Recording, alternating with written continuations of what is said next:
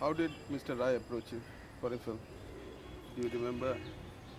Oh, yes, he actually called me. His film Devi, there was a very small role, 1 day worth of a role. But to me, that was no hindrance. I was very happy because he had offered me this role. Of course, it's also true that before this offer came in, we knew each other very well. As one of his blind admirers, and in many ways, I could feel that he also liked me. So that sort of an understanding, relationship was already there. So I started working under him in Devi, and that was a very pleasant experience. Some of my friends said, Manik Da, as we call him, we call Satyajit Ray Manik Da. They said, since Manik Da takes even absolutely new artists who have never faced a camera, and when you are known and all that, he could have given you a bigger role. I said, no, no. An offer from is good enough. But I think it will only be a very happy beginning. And so it was, because later on I did other films, very famous films with him.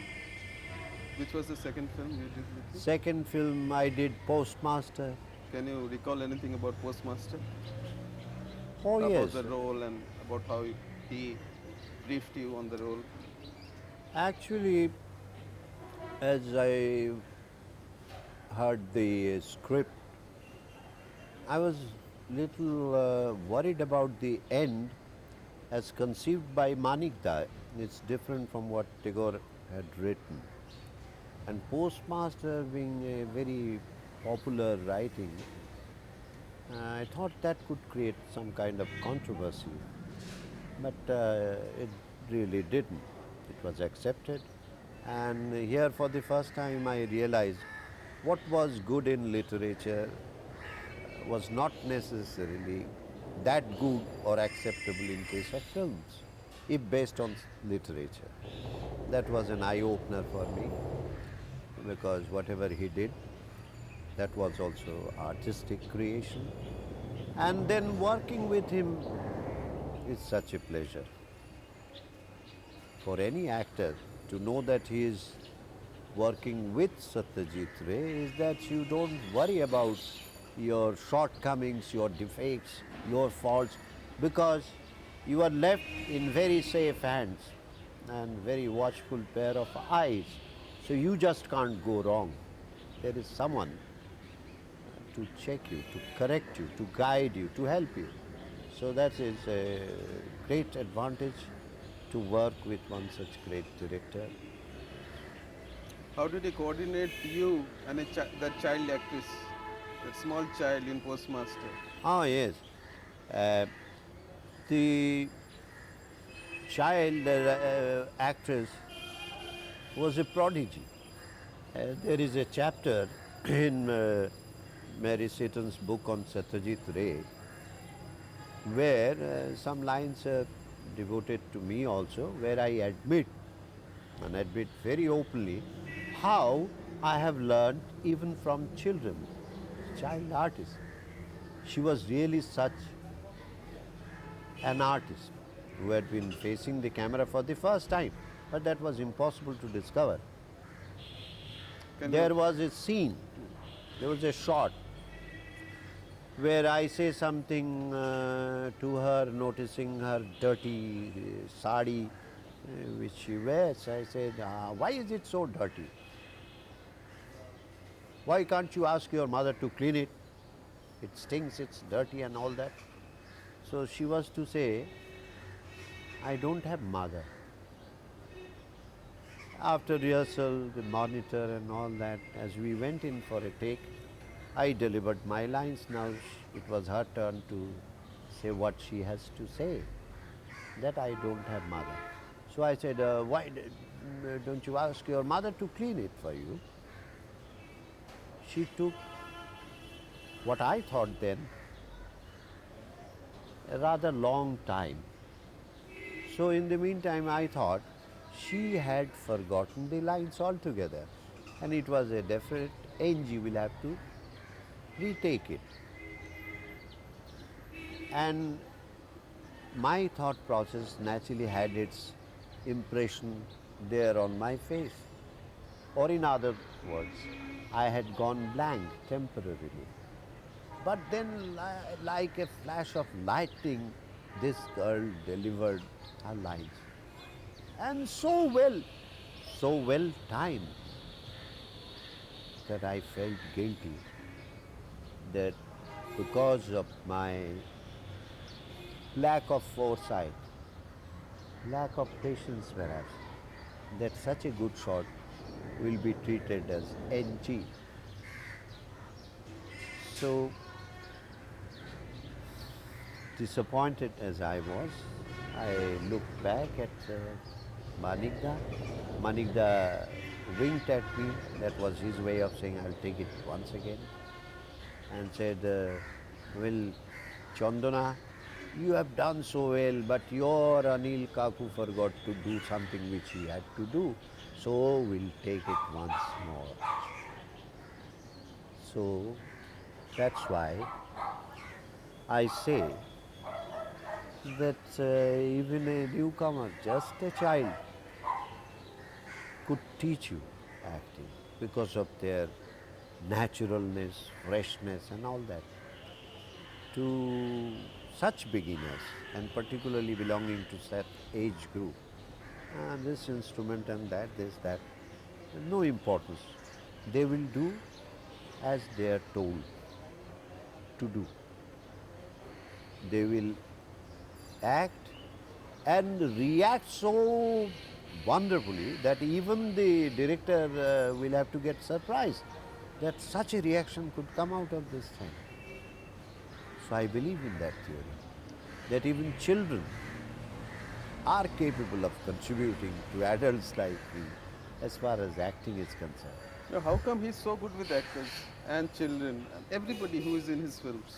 Is there anything special in him? I would say there is. One thing, in spite of his tall structure and that personality, he's very soft, very affectionate, very lovable a person. So he has a direct and very easy approach, even to children. About adults, of course, as they come to work with Mr. Ray, they know they have come to such a great filmmaker, and normally you develop a feelings of total surrender to such a personality, and a feeling that it's all right. He will take care of me. It helps. Otherwise, sometimes you could have ego clash. I don't think there has ever been any incident between Manikda and any actor as such, where there was disagreement, where either of the two could be unhappy working together. No such thing is reported, not that I know of. Have you ever seen him lose his temper on the sets? Oh, never. Never, Suppose he's really unable never. to convince somebody, some actor, he's not been able to get the performance. How does he? He has a wonderful way of extracting work out of them. As far as acting is concerned, in no other area Manikda is willing to make any kind of compromise. The dialogue he has written, they have to be delivered, they have to be uttered. The composition he has worked out beforehand, and then after setting up the camera, that is a final verdict like thing. He's not going to make compromises. But in case of acting, I have seen, now suppose some actor, particularly new one, is failing. He would at once take advantage of failure and utilize the actor and his delivery, dialogue, movements, this, that, so that a altogether different type of characterization takes place. And he will be successful there. I do not want to belittle an actor who worked with me in a film, Satyajit Ray film. We were working together, and this gentleman was certainly below the standard. So as we were sitting during lunch break, Manikda asked me, what do you say about that gentleman's performance. Ah, no, Manika, this time at least you will be criticized and very badly. Then he said, why? He's unable to remember even one line, and you are prompting just to help him recollect or remember, or at least quote you, memorize you, and deliver the way you are delivering. So in that process, a lot of unnecessary time is being consumed by the actor. So, Major say, Anil, you have no idea. You have no idea. All this will turn into his virtues, his qualifications. And he was right, I was wrong. Everybody said, what a wonderful performance. And watching Manikda at work from very close quarter, not only in films I have worked with, even otherwise, whenever he has worked and I am free, I was free to attend. It was always a pleasure, like going to the very best institution and the very best teacher. That sort of a feeling I used to have. So I have seen him at work.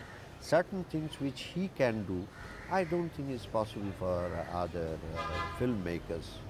Uh, the psychological treatment extended to an actor or even to a member of the technical crew, then what happens? You have the fullest confidence.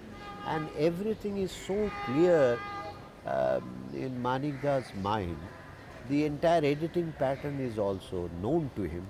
So apparently, to an observer, what may appear to be uh, something wrong, something short than the expectation, will get transformed into a beautiful scene, so wonderfully coordinated and all that. I have seen such a thing happening in many of his films uh, whenever he has tried to work with a new find. And the new find naturally, in most cases, is not aware how that type of work is being extracted out of him or out of her. I How, think this is a special privilege of a good director who how did can tell you something about the character or the nature of his approach to it, or in other words, how he is expecting or how he has positively planned to extract work out of you. This is a secret to the filmmaker. But such secret can be held only by a very good filmmaker who may not tell the whole thing in totality for a particular scene, for a particular sequence. Whatever you are required to do, you do only that much. It's not always necessary that the actor, the performer must know in its totality, the total character. That is not always necessary. If you just get an earlier briefing, you know the character is like that. But the particular part of the totality you are dealing with in a sequence or in a scene or in one particular shot, if that is properly briefed and there is a perfect communication between the performer and the filmmaker, I think the best work could be expected. In case of Manikda, I have seen such successes. have you been surprised by your own performance in this film? I was a little worried because when I did that teenager boy in Kanchenjunga, I was really much older in age. And then I had my fears that then people may not accept that I'm a teenager.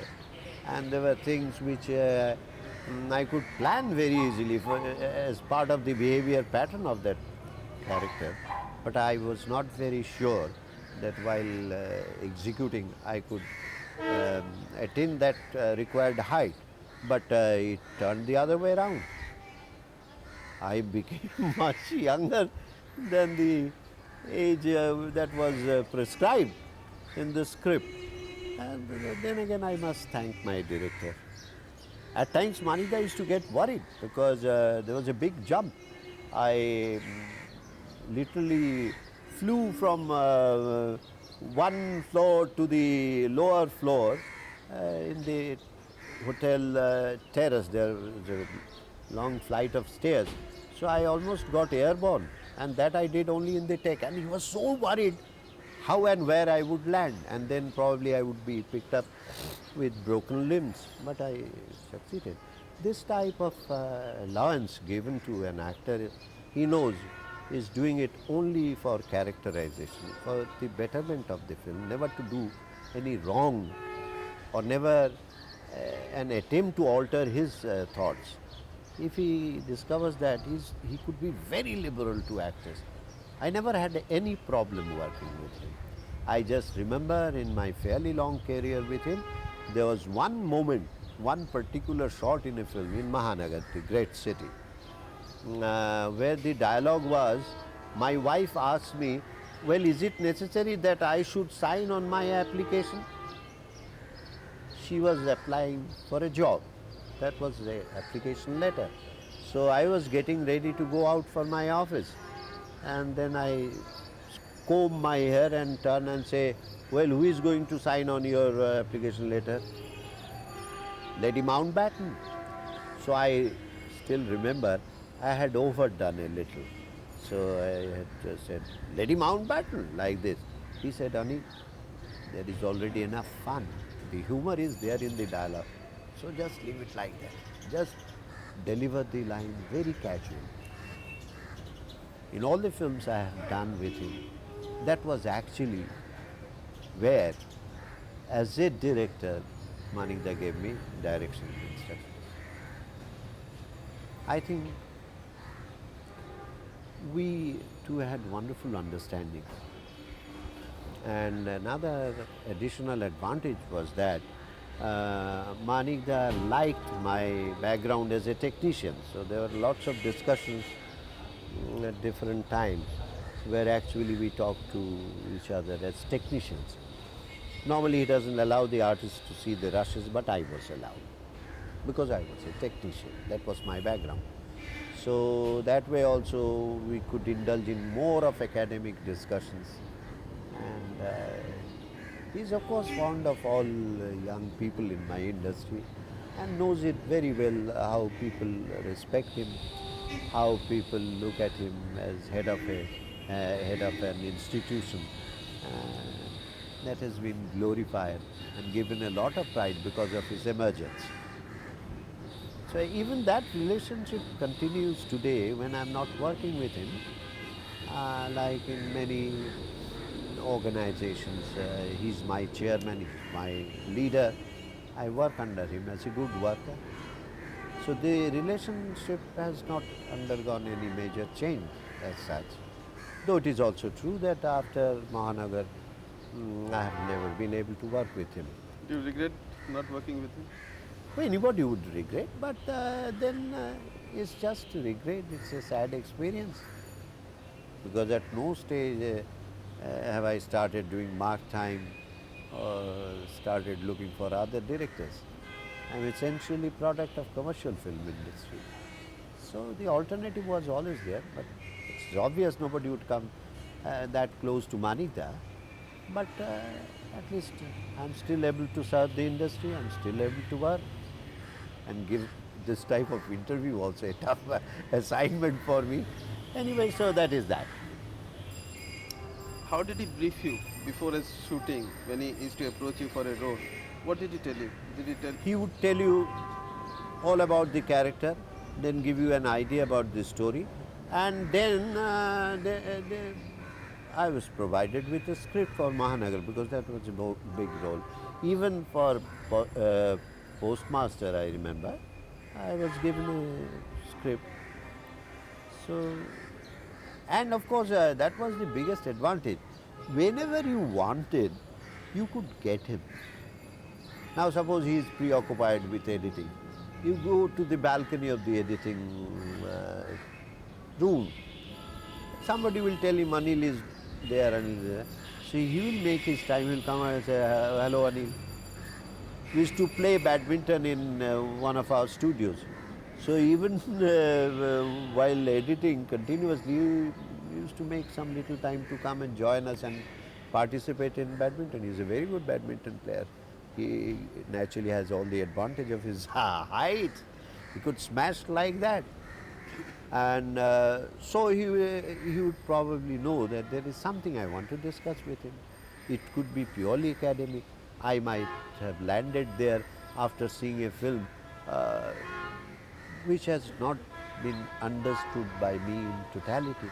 So I would say, Manikda, I have seen this film today, but I couldn't follow it in its totality.